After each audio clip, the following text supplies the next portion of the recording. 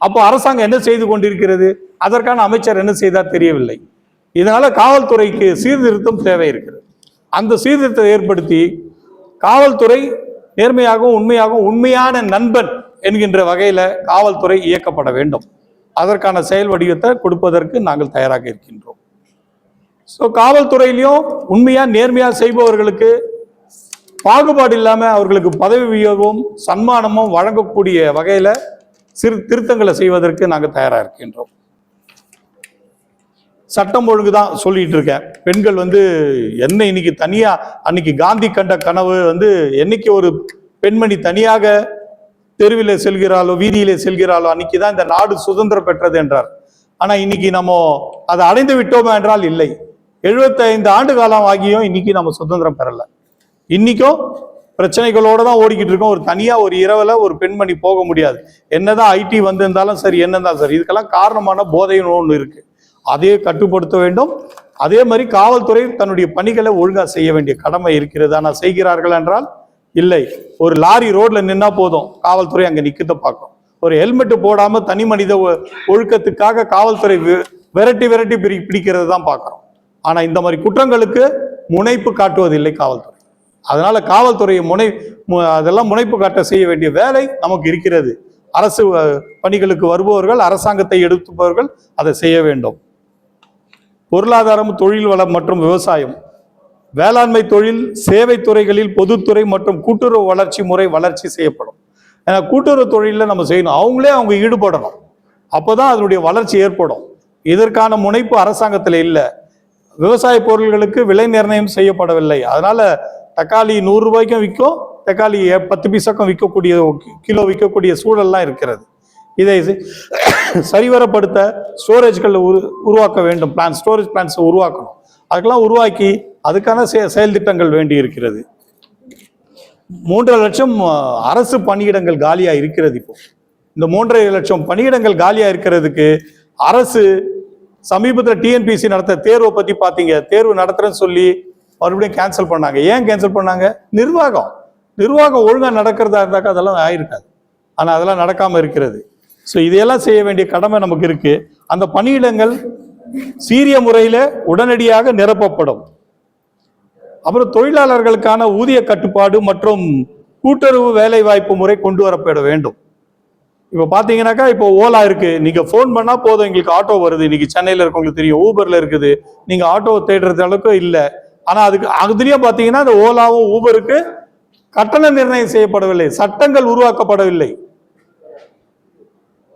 அதற்கான சட்டங்களை உருவாக்க வேண்டிய கடமை இருக்கிறது.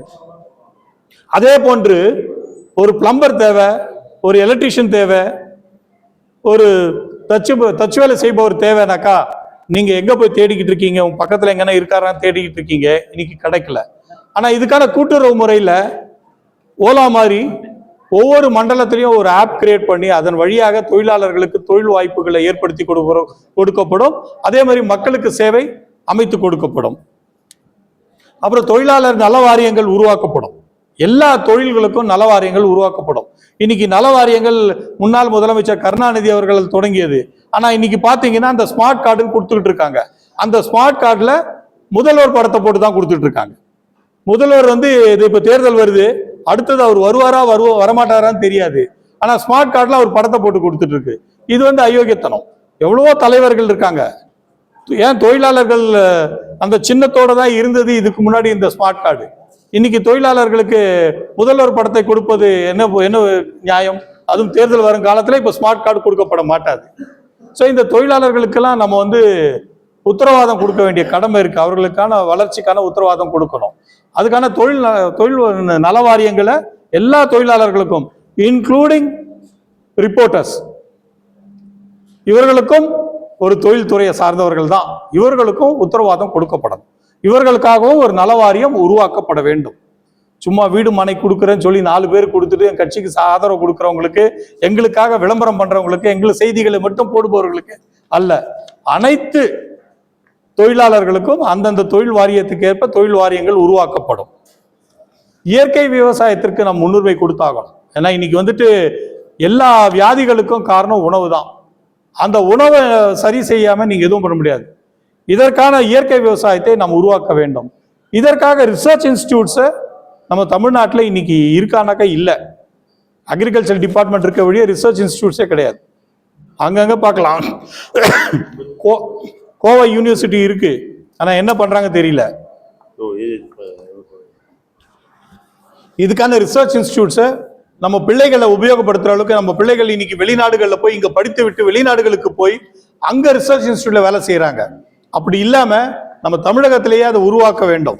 அதற்கான வழிவகை நம்ம செய்யப்பட வேண்டும். இன்னைக்கு கார்பரேட் மயமாக்கப்பட்டு நான் லண்டனுக்கு போறேன், அமெரிக்காவுக்கு போறேன், துபாய்க்கு போறேன், சுவிட்சர்லாந்து போறேன், அங்க போய் முதலீடுகளை கொண்டு வரேன்னு சொல்லிக்கிட்டு இருக்கிற சூழல்ல இருந்துகிட்டு இருக்கு. ஆனா நம்ம நாட்டுல நம்ம பகுதியில சிறு குறு தொழில் செய்பவர்களுக்கு வாய்ப்புகள் இருக்கிறானாக்கா பார்த்தீங்கன்னா ஜீரோ வாய்ப்புகளாக தான் இருக்கு. அவர்களால் போட்டி போட முடியாத ஒரு சூழல் உருவாக்கப்பட்டிருக்கிறது. ஆனால் சிறு குறு தொழில்களை நாம் உருவாக்க வேண்டும், அதை வளர்க்க வேண்டும். இன்றைக்கு சிறு குறு தொழில்களுக்கான தொழில் நகரங்கள்லாம் உருவாக்கி சைனா போன்று ஒரு பொருளுக்கு ஒரு இடத்துக்கு போனீங்கன்னா அந்த பொருள் அங்கேயே பார்த்தீங்கன்னா ஒரு 1000 இண்டஸ்ட்ரி இருக்கும் சிறு குறு தொழிலா. ஆனாலும் அவங்க டெக்னாலஜியில் இன்னைக்கு லீட் பண்ணிட்டு இருக்காங்க. ஆனால் பொருள் மேலே அவங்க குவாலிட்டியில நம்பிக்கை இல்லாமல் இருக்கலாம். அந்த குவாலிட்டியோட நம்ம நாட்டிலே தயார் செய்யப்பட முடியும். அதை நம்ம கொடுக்கறதுக்கு அதை செய்ய வேண்டும்.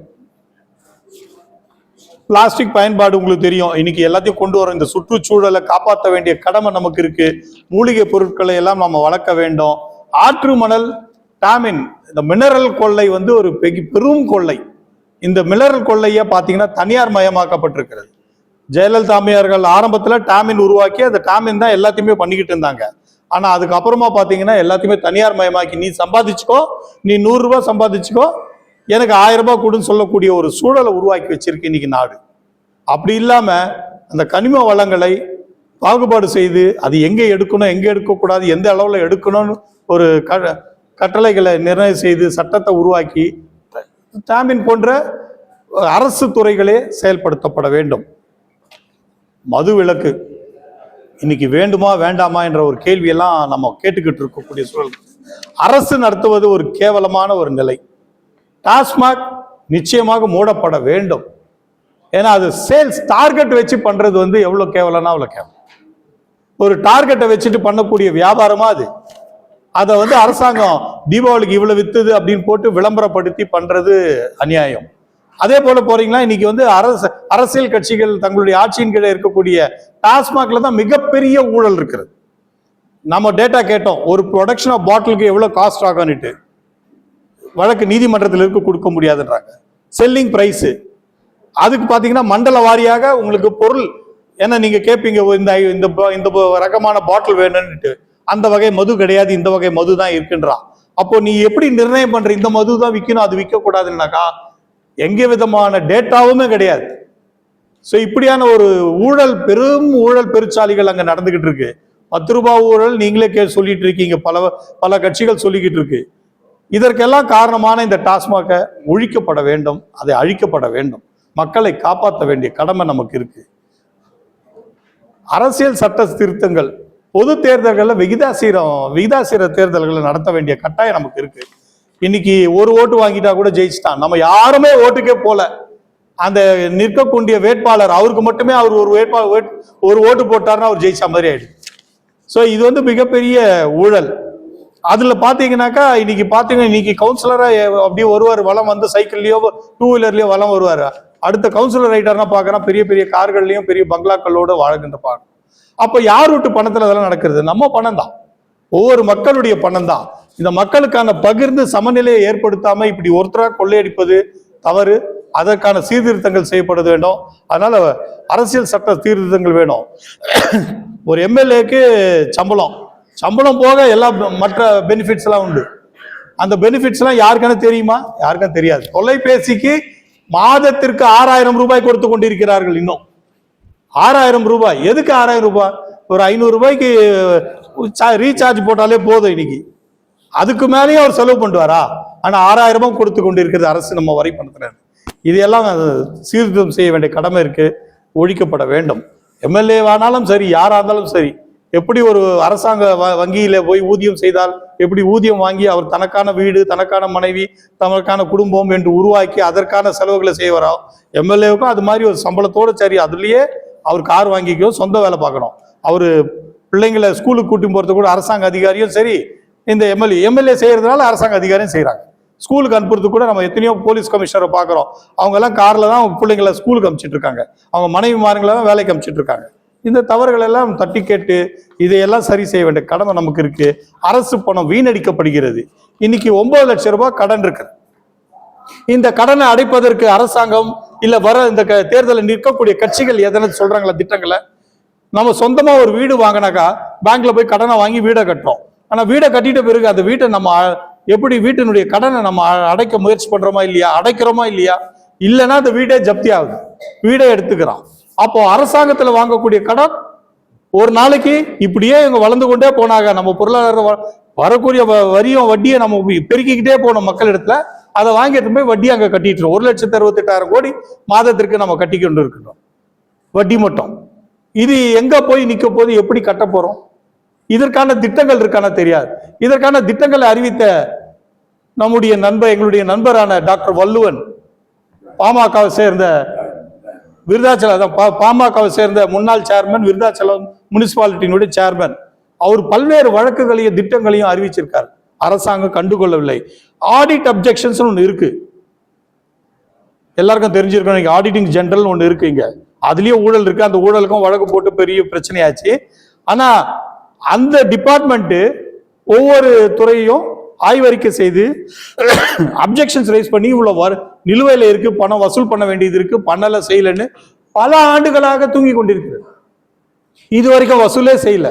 இந்த வசூலை பண்ணாலே 5 ஆண்டு காலத்திற்கு தமிழகம் வரி இல்லா தமிழகத்தை உருவாக்க முடியும். இது நான் சொல்லல, எங்க கட்சியினுடைய ஆய்வறிக்கை இல்ல, டாக்டர் வள்ளுவனுடைய ஆய்வறிக்கை இது.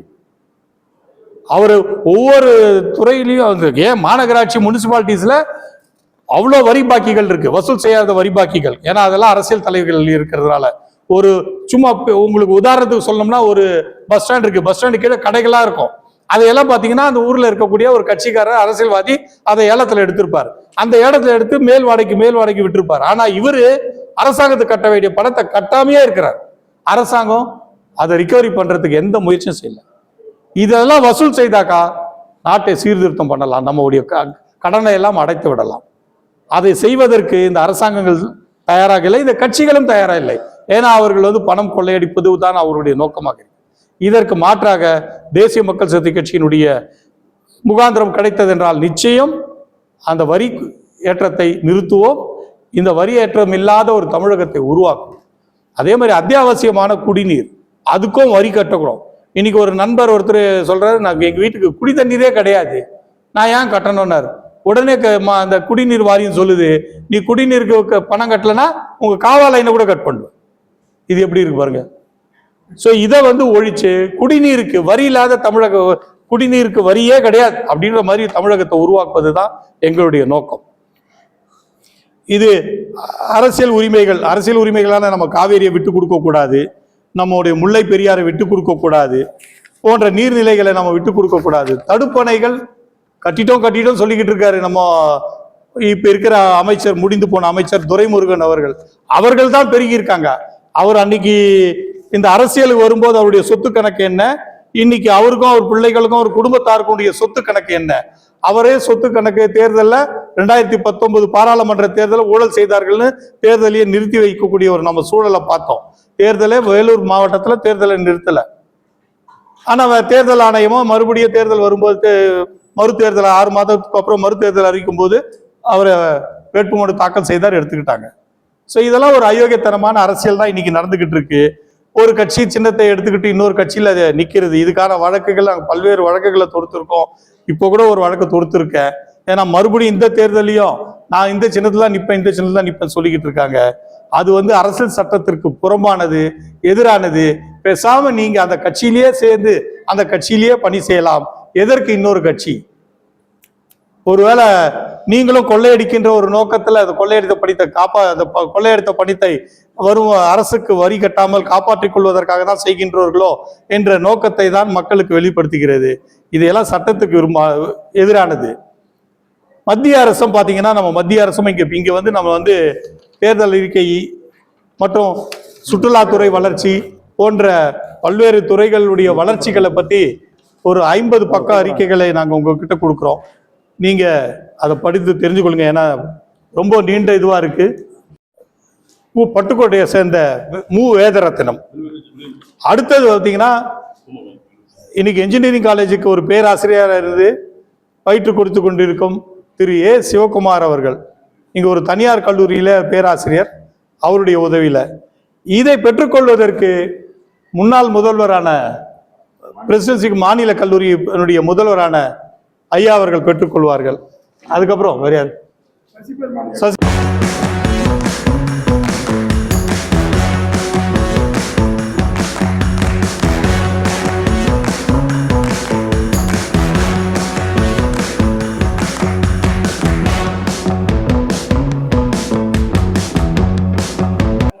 இதுல வந்து வேட்பாளர் பட்டியல் முதல் பட்டியலை உங்க முன்னாடி கொடுக்கணுன்ற ஏற்கனவே மற்றதெல்லாம் ஸ்கூட்டனியில் இருக்கு, அதுவும் முடிவாடிக்கிடும். எஸ் பழனியம்மாள் ஆத்தூர் தொகுதியில நிற்கிறாங்க, எங்களுடைய மகளிர் அணி பிரிவினுடைய செயலாளர். மோகனா தாமோதரன் மதுராந்தகம். திருமதி சிவசெல்வி பாலையா செங்கல்பட்டு. பேராசிரியர் திரு ஆர் சிவகுமார் வந்தவாசி. திரு எல் லோகேஷ் காஞ்சிபுரம் தொகுதி இங்க வந்திருக்காரு.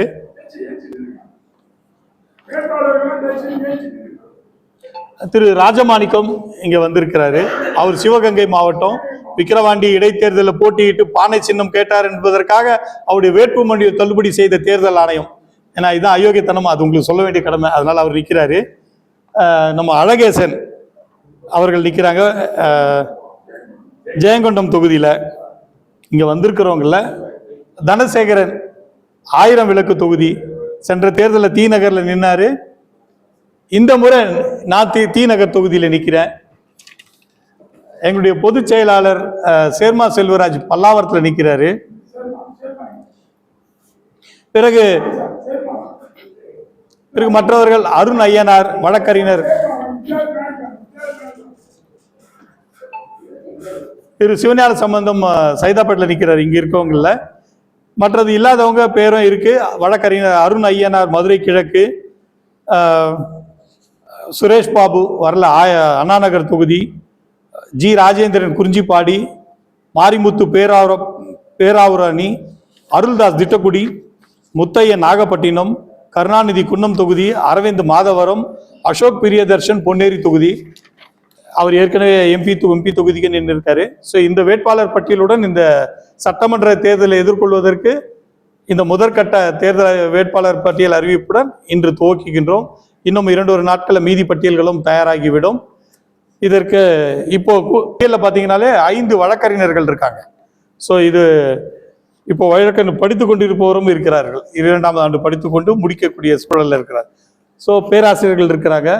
எல்லாம் ஒரு படித்தவர்களுக்கான களங்களாக உருவாக்கப்பட்டிருக்கிறது. ஒரு மக்கள் சேவை பணிகளுக்காக எங்களுடைய வேட்பாளர் பட்டியல் உருவாக்கப்பட்டிருக்கிறது. ஏதோ வேட்பாளர் பட்டியல் நிறுத்தப்படுகிறோம் என்றில்ல. இன்னைக்கு அரசியல் வந்து கூட்டணி அப்படின்னு சொல்லிக்கிட்டு பண்ணிக்கிட்டு இருக்காங்க. ஆனா பெரிய கட்சிகள், மத்தியில் ஆளும் கட்சியும் சரி, மாநிலத்தை ஆளும் கட்சியும் சரி, அரசு பணத்துல விளம்பரத்தை பண்றதை பார்க்கிறோம். நம்ம சமீபத்தில் மகளிர் தினத்தை பார்த்தீங்கன்னாக்கா, மகளிர் தினத்தன்று மத்தியில் ஆண்டு கொண்டிருக்கின்ற பாஜக அரசு எப்படி விளம்பரத்தை பண்ணிச்சு பார்த்தீங்கன்னாக்கா, Tamil Nadu development, Tamil Nadu empowerment on women. அது என்ன ஒரு முழு பக்க விளம்பரம் எல்லா பத்திரிகையில வந்தது. அப்போ எவ்வளவு கோடி ரூபாய் அரசாங்க பணத்துல செலவு செய்து, அப்போ தமிழ்நாடு எம்பவர்மெண்ட் உமனுக்குன்னா தமிழ்நாட்டில் இருக்க மகளிருக்கு மட்டும்தானே எம்பவர்மெண்ட், மற்ற மாநிலத்தில் இருப்பவங்களுக்கு செய்ய மாட்டாங்களா? இப்படி ஒரு சூழல். அதே பாஜக அரசு இங்க வளர்ச்சிக்கான காரணம் I am giving these files ஊழல் பட்டியலை அடுக்கடுக்கா சொல்லிக்கிட்டு போனாரு நம்ம அண்ணாமலை. ஆனா ஒரு ஃபைலையாச்சும் சிபிஐக்கோ இடிக்கோ யாருக்கோ அந்த இன்வெஸ்டிகேஷன் ஏஜென்சிஸ் அவங்க கிட்ட தான் இருக்காங்க எல்லா துறையும். ஆனா அந்த துறைகளோட எல்லாத்தையும் புகாரா கொடுத்து அவர்கள் மீது நடவடிக்கை எடுத்ததா பார்த்தாக்கா இது வரைக்குமே இல்லை. ஞானசேகரன் வழக்குல, அந்த அண்ணா பல்கலைக்கழக பாலியல் வழக்குல, அண்ணாசேகரன் வழக்குல எனக்கு இந்த யாருடன் பேசினாரு குற்றவாளி என்று என்னிடம் பட்டியல் இருக்கின்றது என்றார். கால் ரெக்கார்ட்ஸ் சிடிஆர் ஃபைல் என்கிட்ட இருக்குனார், வெளியிடவே இல்லை. யார் அந்த சாருன்னார், வெளியிடவே இல்லை. சரி, வழக்கே 1.5 மாசத்துல முடிஞ்சு போச்சு, நாங்க வழக்குள்ள உள்ள போலான்னு. ஆனா அதுக்கு அப்புறமா வழக்கு ஜட்மெண்ட் ரிசர்வ் ஆகி ஜட்மெண்ட் கன்விக்ஷன் கொடுத்த பிறகு என்ன குவாண்டம் ஆஃப் தீர்ப்பு சொல்றதுக்கு இருந்த நீதிமன்றத்துக்கு நேரத்துல அவர் மறுபடியும் பத்திரிகையாளரை சந்திச்சு என்ன சொல்றாரு, 8:32க்கு இந்த துறை இந்த அதிகாரியோட பேசியிருக்கிறார், 8:52க்கு இந்த அரசியல்வாதி பேசியிருக்கார் அப்படின்னு சொன்னாரே ஒழிய அதுக்கான முகாந்திரமா டிஜிபியிடமோ அவர் வந்து சாதாரண மனிதனாக நம்ம கருதவில்லை, ஒரு அரசியல் தலைவராக மட்டும் நாம் பார்க்கவில்லை. முன்னாள் ஐபிஎஸ் அதிகாரி, காவல்துறையிலே பணியாற்றியவர், அவருக்கு சிஆர்பிசி எல்லாம் இந்த குற்றவியல் சட்டங்கள் நடைமுறை சட்டங்கள் எல்லாம் தெரியும். தெரிஞ்சிருந்தும் செய்யாதது அயோக்கியத்தனமா இல்லையா? இது மிகப்பெரிய அயோக்கியத்தனம். அவர்கள் மீது எப்படி நாம் நம்பிக்கை வைக்க முடியும்? இது மிகப்பெரிய தவறு. இப்படி இருக்கக்கூடாது. சரி, அந்த துறை தான் போச்சு. தேசிய மக்கள் சக்தி கட்சி காவல்துறை அதிகாரிகளுக்கு இந்த கடிதத்தை எழுதுகிறோம். பொதுவெளியில், அதாவது நம்ம பாஜகவினுடைய தலைவர் பப்ளிக் பொதுவெளியிலே வெளியிட்டுள்ளார். இப்படியான ஞானசேகரன் யார் அந்த சார் என்கின்ற டீடைல்ஸ்க்கு இதை இன்வெஸ்டிகேட் பண்ணுங்கன்னு காவல்துறை அதிகாரி கொடுத்தோம். ஆனா காவல்துறை அதிகாரியும் செய்யவில்லை. அதுக்கப்புறம் பாத்தீங்கன்னாக்கா தீர்ப்பு வந்த பிறகு மறுபடியும் புகார் கொடுக்கிறோம், செய்யல. அப்ப அண்ணாமலை நடவடிக்கை எடுன்னு சொல்லிட்டு கோட்டூர்புரம் போலீஸ் ஸ்டேஷன்ல புகார் கொடுத்திருக்கு. இப்போ கோட்டூர்புரம் போலீஸ் ஸ்டேஷன் அதை பின்வாங்கன்னு கேட்கறது எவ்வளவு கேவலமா இருக்கு பாருங்க. அதை பின்வாங்குங்க, எடுத்துக்கோங்க, அது முடிச்சு வைங்கன்னு கேட்டுட்டு இருக்க. ஏன் முடிச்சு வைக்கணும்? இது முகாந்திரம் இல்லையா? அவர் வந்து வெளிப்படையா கொடுத்துக்கணும், கொடுக்காதவர் தவறு செய்தாதான் அவர் மேல பிரைவேட் ஃபேஸ் இருக்கும்போது நடவடிக்கை எடுக்க வேண்டியதுதான் காவல்துறையினர் மேல. இப்படியான செயல்பாடுகள் இருக்கு. இதுல பார்த்தோம்னா அப்ப யார் அந்த சார்? இன்னும் ஒரு கேள்விக்குறிதான் என்பது எங்களுடைய யூகங்கள் தெரிகிறது. இதை மக்களுக்கு சொல்றோம். இன்னும் கேள்விக்குறி, யார் அந்த சார்? இதுக்கு வந்து முகாந்திரமான திமுக அரசும் சரி, பாஜக அரசான அண்ணாமலையும் சரி, இதுக்கு விளக்கத்தை தர வேண்டியது அவர்கள் பொறுப்பு. இந்த தேர்தலை சந்திப்பதற்கு அவர்கள் விளக்கம் கொடுத்து விட்டு யார் அந்த சார் என்பதை நிரூபித்து விட்டு தேர்தலை சந்தித்து மக்களிடம் வாக்கு கேளுங்கள், நாங்களும் ஆதரவு தருகிறோம் என்று கூறிக்கொண்டு நன்றி கூறி வருகிறேன் சார்.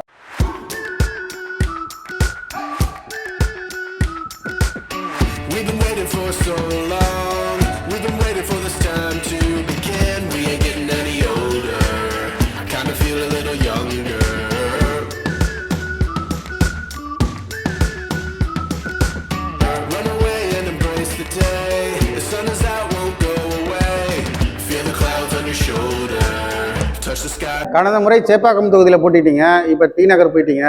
உதயநிதி ஸ்டாலின் அவர்களுக்கு பயந்துட்டு போயிட்டீங்களா? தொகுதி மாறிட்டீங்க? கடந்த முறை சேப்பாக்கம் தொகுதியில போட்டிட்டீங்க. ஆமா, போன முறை சேப்பாக்கம் தொகுதியில அது வந்து எங்க ஆக்சுவலா தேர்தல்கள் வந்து நான் விரும்பி இது வரைக்கும் செய்யல. நான் விரும்பி செய்து இருந்தாக்கா விசில் சின்னத்துல ஜெயலலிதா அம்மையாரை எதிர்த்து போட்டிட்டேன் 2014 இடைத்தேர்தலில் ஆர்கே நகர்ல. அன்னைக்கு 180 ஓட்டு தான் வாங்கினேன். ஆனா அந்த அம்மையாருக்கு எழுதின கடிதம், I am not the only representative, you are not the only representative, I am also a representative, so complete the மீனம்பால் பிரிட்ஜ்னு எழுதினேன். 12 வருஷமா தூங்கி கொண்டிருக்கிறது முடித்து வைத்தார்கள். உண்மையிலேயே சந்தோஷப்படுறேன், அந்த அம்மாவுக்கு நன்றி சொல்றேன். என் பேரை சொல்றாங்க, அதை பத்தி எனக்கு கவலை இல்லை. என்னுடைய சர்வீசஸ். அதே மாதிரி சேத்பேட் ஏரிய 7 ஸ்டோரி பில்டிங் கட்டி மீன்வளத்துறை அமைச்சராக இருந்த ஜெயக்குமார் அவர்கள் அதை திட்டம் போட்டு இந்தியன் எக்ஸ்பிரஸ் ஆர்டிக்கல் போட்டாங்க. அதை எதிர்த்து நானும் எங்களுடைய கட்சியில இருந்த அன்னைக்கு இருந்த விஜய் ஜவஹரும் ஒரு கடிதம் எழுதினோம். Why you need one more concrete jungle? Why can't you maintain like an Alsur lake which is available in Bangalore? எழுதணும். இன்னைக்கு அது ஓரளவுக்கு லேக்கா இருக்கு. இப்போ ஏதோ மறுபடியும் கமர்ஷியல் ஆக்கிட்டு இருக்காங்க, ஆனா இருக்கு. ஸோ இந்த செயல்பாடுகளோடு அன்னைக்கு துவக்கினேன். ஆனா அதுக்கப்புறம் அங்கே தொடர முடியல. அந்த தொகுதியில என்ன மாத்தி அதுக்கப்புறம் துறைமுகம் மாத்தினாங்க. மறுபடியும் இடைத்தேர்தல் வரும்போது டிடிவி தினகரன் எடுத்து அந்த 20 ரூபாய் நோட்டுக்காக வழக்கு போட்டு வேணான்னு அங்க நிக்க வச்சாங்க. அப்பயும் மக்கள் கேட்டாங்க, எங்க போச்சு இந்த விசில் சின்னம், இங்க வரல மறுபடியும் அப்படின்னு கேட்டாங்க. இருந்தாலும் எங்களுடைய குழு அதனுடைய தீர்மானத்துக்கு ஏற்ப நான் இந்த வாட்டி சேப்பாக்கில் நிக்காம அங்க சார், போட்டியிடாத இடங்கள்ல இடதுசாரி கட்சிகளுக்கு ஆதரவுன்னு சொல்றீங்க. ஒரு பக்கம் திமுகவை எதிர்க்கிறீர்கள், திமுக கூட்டணிக்கு ஆதரவு இருக்கீங்க. இது எப்படி சார் முரண்பாடுகள் இருக்கிறது? திமுகவை எதிர்க்கிறீர்கள், அதனுடைய கொள்கைகள் செயல்பாடுகள் எதிர்க்கிறீங்க. போட்டியிடாத இடங்கள்ல இடதுசாரி கட்சிகளுக்கு ஆதரவுன்னு குறிப்பிட்டிருக்கீங்க அறிக்கையில. அப்ப இது முரண்பாடுகள் இருக்குது இல்லையா? இது நம்ம கட்சியினுடைய முரண்பாடுகள் கிடையாது. கட்சி என்பது ஒரு அமைப்பு, அதுக்கான சில கொள்கைகள் வரையறைகள். இப்ப நம்ம தேர்தல் அறிக்கை கொடுத்த மாதிரி மக்களுக்கான திட்டங்களை செயல்படுத்த சொல்றோம். அதை செயல்படுத்தாத எங்கெங்கெல்லாம் விட்டு போகுது. இப்போ பாத்தீங்கன்னா அதிமுக இருக்கும்போது கொரோனா பீரியட்ல மின்சார வாரிய கட்டணங்களை நீங்களே பார்த்திருப்பீங்க. வீட்டுல 2 மாசம் கட்டணத்தை எப்படி பிரிச்சாங்க, அதுக்காக ஒரு வழக்கு தொடுத்தோம். அந்த வழக்கு தொடுத்ததுக்கு அப்புறம் முதலமைச்சர் அன்றைய எதிர்கட்சி தலைவரான மு க ஸ்டாலின் அவர்கள் அவர் வீட்டுக்கு முன்னாடி கொடி பிடிச்சாரு. அதே மாதிரி தான் முதல்ல கொரோனா பீரியட்ல முதல்ல திறந்தது எது பார்த்தீங்கன்னா மது கடைகளை தான் திறந்தது அரசாங்கம். அதுக்கு தான் அனுமதி கொடுத்தது. கோயில்களை கூட திறக்க விடல. இதுக்காக ஒரு வழக்கு போட்டு நடத்தினோம். முதலமைச்சர் அவர்களும் அப்போ கொடி பிடிச்சாரு. ஸோ இப்படி நம்ம எதிர்கட்சியா ஆளுங்கட்சியா என்பதை பார்க்கல. அவங்க தவறு செய்யும் போது, அவங்க கொள்கைகள் முரண்பாடுகளா இருக்கும்போது அதை தட்டி கேட்க வேண்டிய கடமை நாம இப்போதைக்கு எதிர்கட்சின்னு தான் சொல்லணும். நான் சார், கொள்கை அளவுல ஒத்த கருத்துடைய சோசியலிஸ்ட் ஜனதா பார்ட்டி, தமிழக முற்போக்கு மக்கள் கட்சி இவங்களோட இணைந்து கூட்டணியா போட்டியிடலாமே, அது அவங்க இல்ல, தவிர அது மாதிரி ஒத்த கட்சிகள் இருக்கிறதுக்கு நம்ம முயற்சி தான் செய்துக்கிட்டு இருக்கோம். விரும்பக்கூடிய கட்சிகளோட இப்ப பாத்தீங்கன்னா சோசியலிஸ்ட் யூனியன் ஆஃப் இந்தியான்னு இருக்குது, SUCIன்னு ஒரு கட்சி, கம்யூனிஸ்ட் இந்தியானிட்டு. அது அவங்க வந்து 5 தொகுதி நிற்கிறாங்க. இப்ப அந்த 5 தொகுதிகள் நாங்க நிக்கல, நாங்க கூட்டணியா தான் இருக்கோம் SUCIயோட. இது மாதிரி தருமபுரியில இன்னும் அவங்க அறிக்கை லிஸ்ட் கொடுக்கல எத்தனைன்ட்டு. அங்க ஒரு அமைப்பு நம்மளோட கட்சியை ஒரு 8 தொகுதி அவங்க சொல்லிட்டு இருக்காங்க. ஸோ இப்படி சில நேர்மையாகவும் உண்மையாகவும் உழைக்கக்கூடிய கட்சிகளுக்கு அகிம்சா சோசியலிஸ்ட் பார்ட்டின்னு நாமக்கல்ல நிற்கிறார். அவர் 2 தொகுதி தான் நிற்பார், எப்பவுமே 2 தொகுதி தான். ஆனா எங்களோட தான் பயணிப்பார். அந்த 2 தொகுதிக்கு நாங்க எங்ககிட்டயே போக மாட்டோம், எங்களோட சேர்த்து தான் பயணிப்போம். ஆட்சி அமைக்கிற காலத்துல ஒருவேளை மக்கள் வாய்ப்பு கொடுத்தாங்கன்னாக்கா நிச்சயம் இந்த கட்சிகளுடைய பிரதிநிதிகள் எங்களோட தான் இருப்பாங்க. அதுல மாற்று கருத்து.